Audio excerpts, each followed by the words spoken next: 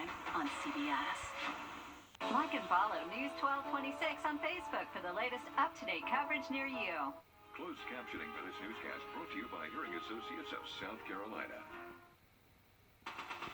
From the station that's on your side, this is News 12, first at 4. Virtual concerts have become the new normal, but not for long. What you can expect now that more in-person gatherings are picking back up. And newly released body cam footage from a Chicago cop shooting and killing a 13-year-old boy is igniting outrage. Here what the family's attorney is arguing. But first, flags on federal buildings, including the White House, are flying at half-staff following a deadly mass shooting in Indianapolis. 9 people are dead, including the suspect, after he opened fire at a FedEx facility late last night and then took his own life. Authorities are now trying to figure out what led the gunman, now identified as a young male in his 20s, to shoot those people before taking his own life. Nikki Batiste has the latest from Indianapolis. They have an active shooter currently at FedEx. The shooting at this FedEx warehouse near the Indianapolis airport unfolded shortly after the gunman arrived, armed with a rifle. There was no confrontation with anyone that was there. There was no disturbance. There was no argument. He just appeared to randomly start shooting, and that began in the parking lot, and then he did go into the building, into the facility for a brief period of time. Police say when they arrived, they found the shooter had taken his own life after a rampage that took just a few minutes. They found several victims injured and several victims deceased, as well as the suspect. Jeremiah Miller was outside the facility about to start his second shift when he heard the gunfire. My initial thought was, don't die and escape. But then when I started seeing everybody roll up from midnight shift, I felt the need to help people. The shooting is just the latest in a string of mass shootings, the third in Indianapolis this year alone. This man arrived at a nearby staging area to find out his loved one was safe. They came here and they were able to give me that he was in the other building when it happened. I'm so thankful. But others expressed frustration at company policies that kept them in limbo. They need a different type of policy where you can contact your employee or allow them to have their cell phones. Federal investigators are now assisting local police as they try to figure out a motive. Nikki Batiste, CBS News, Indianapolis. In a statement, FedEx says the company is deeply shocked and saddened after the shooting, calling it a senseless act of violence. To Chicago now, where anger is rising following the fatal police shooting of a teenager. Protesters demanding justice took to the streets. This after the release of new video showing a white police officer's deadly encounter with 13-year-old Adam Toledo. Police say the teen had a gun in his hands. The attorney for Toledo's family says that's not what the video shows. Adam, during his last second of life, did not have a gun in his hand. The officer screamed at him, "Show me your hands." Adam complied, turned around. His hands were empty when he was shot in the chest at the hands of the officer. The officer involved has been identified as Eric Stillman. The family attorney said their office has started their own investigation into the incident. The murder trial of Derek Chauvin is headed into its next chapter. Testimony is now over after the defense rested its case. Chauvin stating yesterday he would not testify, invoking his Fifth Amendment. Closing arguments are set for Monday. Then the case will go to the jury. What are your emotions right now heading into next week? Honestly, I'm very anxious. This case is in the jury hands. We just wait for the end result, basically. Court is scheduled to reconvene at 9 o'clock Monday morning for closing arguments and jury instructions. Another night of protests in Minnesota right outside the Brooklyn Center police station. People are upset after 20-year-old Dante Wright was shot and killed during a traffic stop on Sunday. Wright's family joined community leaders in calling for more serious charges against the white former police officer who fatally shot him. Kim Potter was charged with second-degree manslaughter. Potter says she meant to use her taser but mistakenly fired her gun. Both the chief and Potter resigned on Tuesday. Potter's next court appearance will be on May 17th. More news ahead, but first let's get a quick check of the weather as we take a look over Wheeler Road. And Riley, it's just been a nice day. Pretty clear skies out there. Yeah, been beautiful out there for us, and we are seeing a good bit of sunshine finally this afternoon. Just a few high-level clouds holding on for us over Aiken County. It has been a little bit cooler day. Most of us have actually seen the 60s for highs so far on Friday. Our north winds have been steady at around 10 miles an hour, helping usher in that slightly cooler and drier air for us. Definitely feeling a good bit different than that 90-degree day we had just a couple days ago. We are at 70 at Bushfield, 72 at a different spot in Aiken County, 70 in Edgefield, 70 up in Saluda. So these temperatures are bumping up a tad, but looking nice this evening. We're going to stick around with just a few clouds out there, but staying dry this evening. If you're firing up the grill, our temperatures should remain in the 60s between 6 and 8 o'clock later this evening, so looking good if you are putting those coals on the grill. Now here's a look at Doppler Max radar. We are dry, but we are tracking our next chance for rain, which appears to be tomorrow. We'll have much more on that coming up in your first alert forecast. Thanks for that, Riley. Divers continue to search for oil workers on a capsized lift boat off the Louisiana coast. The Coast Guard says 1 person died, 6 were saved, and 12 are still missing. Family members and search crews are still holding out hope that at least some of the missing crew members are alive in an air pocket inside the wreck. Officials say as long as the weather permits, the divers will continue their search. Federal prosecutors have their first guilty plea in the Capitol riot cases. John Schaefer of Indiana, the man on the right wearing blue, is pleading guilty to unlawfully entering Congress and obstructing an official proceeding. Schaefer is accused of being a longtime member of the Oath Keepers. That's what you see on the hat in this photo. Schaefer turned himself into the FBI on January 17th. Closer to home, a hearing is set for later this month for a South Carolina man charged in connection with the riots. 26-year-old Nicholas Langeran of Horry County appeared virtually for a hearing on Thursday. That's the same day he was arrested by the FBI and booked into a detention center. A detention hearing in the case is scheduled for April 20th. He faces several charges, including assaulting, resisting, or impeding an officer, using a dangerous weapon, and violent entry. The Biden administration announced today they are making a $1.7 billion investment in the fight against COVID-19 variants. Health experts have expressed concern over the increasing trends of COVID-19 cases in the U.S. and say they're starting to look at possible COVID-19 booster shots. Officials say precautions are still needed to keep cases down. The increasing trends in cases, hospitalizations, and deaths are very concerning, and they threaten the progress we've already made. As I've discussed, some of these increases are as a result of relaxed prevention efforts in states across the country, such as relaxed mask mandates or loosened restrictions on indoor restaurant seating. Meanwhile, with the Johnson & Johnson vaccine on pause, the CDC's advisory committee announced it'll meet next Friday to reconsider recommending its use. Well, as life slowly begins to return to normal, event organizers here at home are jumping in full swing. This after a year of facing a huge economic impact during the pandemic. One place in particular is Columbia County's amphitheater, where some big events are scheduled to happen really soon. Brady Trapnell joins us live from the Columbia County Amphitheater, where in just a couple of hours, a big event is set to kick off. Brady, you spoke with organizers who say they're ready just to get things going again. Yeah, Zaina, they are getting ready for a big event here tonight, one of the biggest in over a year. It's their Boots, Brews, and Barbecue event. As you can see here, the band is starting to get set up already. You got some tents along the hill here that will be lining this whole area. And event organizers say they're expecting about 1,500 people, which would be a huge crowd for a Friday night here in Columbia County. But just walking distance from me, tomorrow morning will be the first Saturday market at Evans Town Center Park. Last year they had an online market, and 40 different vendors are expected to be there tomorrow, from farmers to artists. Their first Saturday in the Park concert is coming at the end of May as well.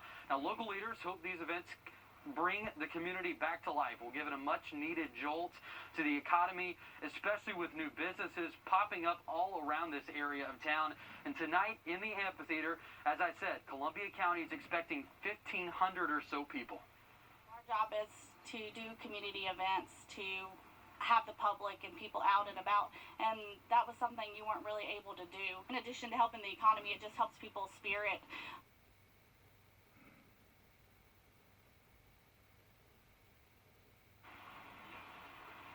And their first event, which was actually earlier this month, had about 1,000 people packing this whole area. It was called Blues, Brews, and Barbecue, so playing on a lot of words there. But just this community, of course, and across the CSRA, we all need to get back to normal and try to just feel a little bit more normalcy during this time. But it's not just here in Columbia County. It is across the CSRA, and there's several other amphitheaters across our area who are starting to host concerts again. Of course, people are getting outside, enjoying this beautiful weather. We'll have more on this throughout the afternoon. A lot happening here at home, and it's a nice day to do it. Thanks, Brady, for that live update. Well, a memory that'll be kept forever. Today, Byrd Elementary students, faculty, and staff buried a time capsule in front of the school. Inside are handwritten letters and other memorabilia that represents this year. Principal Renee Indow says this year is definitely unforgettable. Actually making history right now, and so we wanted to capture that and capture all the things that were different, like social distancing and wearing masks and hand sanitizers and those kinds of things that have just been different for the kids from a normal school year. The time capsule is buried right in front of the school and will be opened 15 years later. Yeah, pretty cool, right? Coming up at 6 o'clock, we hear more from the students and staff who participated. The CSRA is just continuing to grow. A new store opening this morning in North Augusta. It's called the Bin Store, and everything in it is $6 or less. Talk about bargain shopping. Today, Mayor Bob Pettit, as well as chamber members, hosted a ribbon cutting with the owners. Hundreds of people lined up as the store opened its doors, and you can just see the line going. Yeah, high five to all the bargain shoppers. I'm with you. It's located right in North Hill Plaza on Martintown Road, but definitely another place to check out. And it looks like hopefully the good stuff's not gone, because a lot of people were certainly there.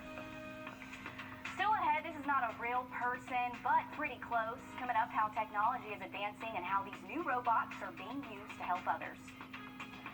And we are heading into the weekend, and unfortunately, we do have the chance to see a few showers tomorrow, but not a washout. We'll have much more coming up in your First Alert forecast. But Eichholz, we're different because our focus.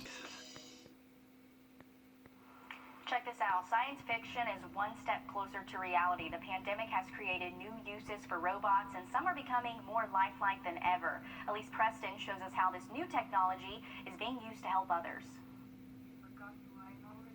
I'm Sophia of Hanson Robotics, one of the first androids in the world. Sophia may be one of the first, but will soon have company. Hanson Robotics created the android in 2016 and has been improving the technology.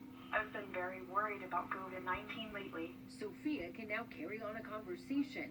You get sad, don't you? Has a range of facial expressions and can offer a high five. The robot even made news recently for creating artwork that sold for nearly $700,000. Now we have begun scaling the manufacturing of Sophia so we can make hundreds and into thousands of units. But the founder of Hanson Robotics is not creating more artists. I will take your temperature reading and pulse with this little thermal camera on my chest. The machines are being designed to work as healthcare aids. Robots like me can help take care of the sick or elderly. Robots are being utilized in new ways during the pandemic, from disinfecting public areas to delivering food in a restaurant. But there's a new focus on lifelike features. The Russian company Promobot is creating machines that can work in customer service alongside human counterparts. This one responds to voice commands and helps process applications. There are about 10 in use at various locations. This customer says she blinks, so that's a bit scary, but it's generally cool. The robots cost upwards of $42,000, while the makers point out they never need a lunch break or a vacation. Elise Preston, CBS News, New York. Isn't that just crazy? These robots look so lifelike. I'm convinced robots are taking over, and I'm a little nervous because I might see a robot just walking down the street that looks like me. I'm sure it's just going to happen. We're all going to have robots that look like us. Well, check this out. The calendar says spring, but the weather is more like winter in parts of New England today. These pictures were taken in Blandford, Massachusetts. You can see the snow piling up as crews work to clear it. Some schools in the region even had to cancel classes or just opted for remote learning because of it. So far, Boston has only seen steady rain, but that's expected to transition to snow later today. So more snow coming that way, and it's crazy because yes, we're in spring, and that's certainly something we're not seeing here, Riley. Thank goodness. I don't know if I could deal with some snow right now, but it's funny we mentioned that because meteorologist Anthony Carpino, his parents actually live in Connecticut, and they saw 2 inches from that system last night into this morning. So I'm happy we live down here. for sure. I do like snow, though. I mean, it's nice. It's nice here and there, but I do agree. It's spring. Let's have spring. Exactly. If we're going to have snow, have it be in the winter. It's springtime now. Let's warm up a little bit. And we actually do have the chance for some April showers heading into the weekend. Here's a look at Doppler Max radar. You can see that area of low pressure up towards the northeast. That's what's bringing them some snow, what we were just talking about. And then this is going to be our next approaching system as we head into our Saturday. Now, not expecting widespread rain chances Saturday. I still think most of the day tomorrow should be dry for us. We are tracking just a batch of showers south of I-16 this afternoon. These very light returns you see over Emmanuel and Johnson County, likely not hitting the ground, just evaporating before it hits the surface. But we're looking mostly clear to partly cloudy this evening into tonight. We'll start to see more clouds as we head towards daybreak Saturday.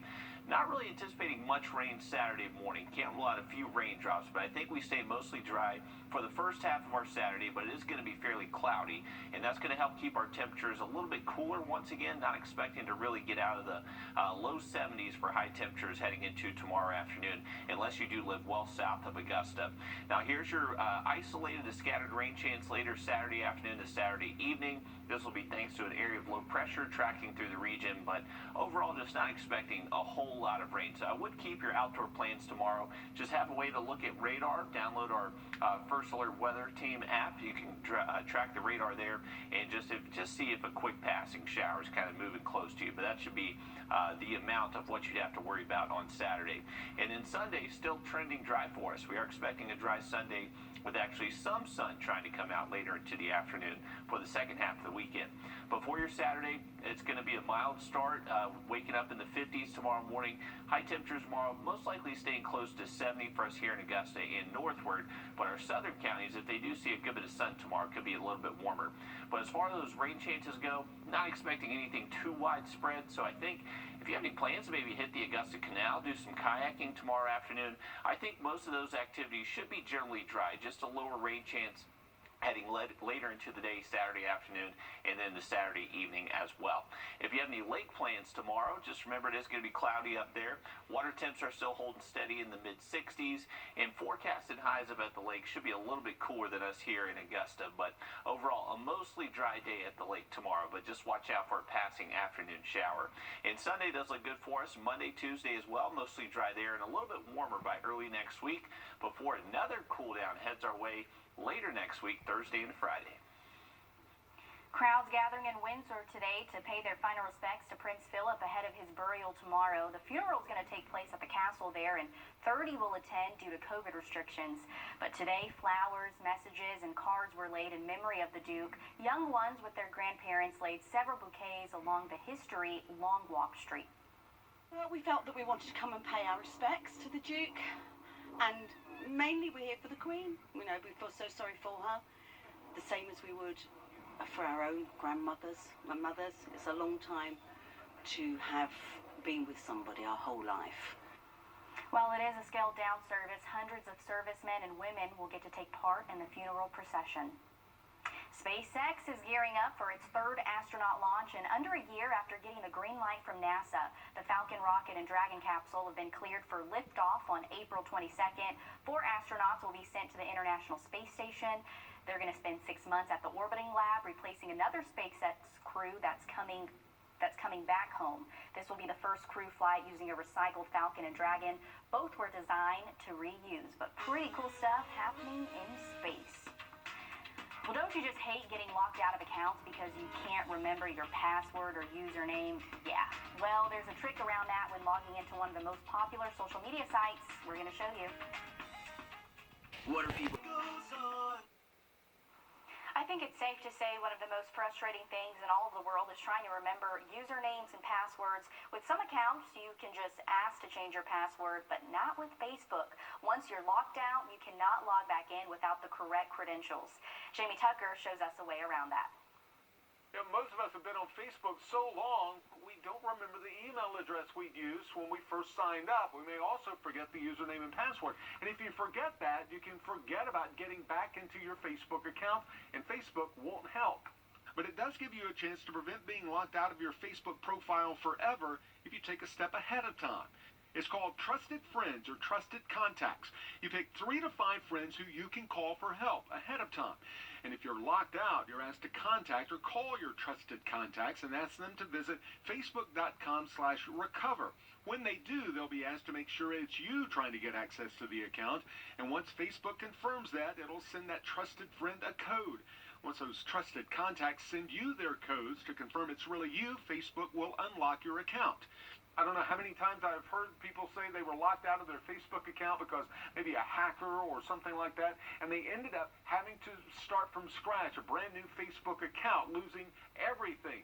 So check out Trusted Friends, Trusted Contacts in settings. Your friends will be the only thing keeping you from losing everything. That's What the Tech. I'm Jamie Tucker. Always learning something new, so rely on your friends here. Despite Facebook's problems earlier this year with privacy, the company continues to grow. The total number of active Facebook users is now over 2.2 billion people worldwide. A lot of people on Facebook. You can find anyone, Riley. That is a lot of people, getting close to half the world population there. For the weekend, we are expecting highs to stay in the 70s, and we could battle a few showers out there tomorrow. Now look at that forecast next. On Twitter to keep informed with the latest happening near you. All right, let's take a look at your community calendar. You can swing by the Holy Shakes Ice Cream Shop tomorrow for their grand opening. They're going to have gourmet milkshakes, ice cream bowls, several exotic flavors. The shop is in downtown Augusta on 8th Street, and the grand opening will be from 11 to 8. And I would think most of tomorrow between 11 and 8 is dry. We could see a few isolated showers move through tomorrow afternoon, but overall, a beautiful afternoon and looking nice this evening into tonight. Just a few isolated showers Saturday, then dry on Sunday. More news and weather straight ahead. We'll be back after a quick break. Stick with us. At Hearing Associates, we are here with you, whether in our office or at your home. We provide a comprehensive hearing health plan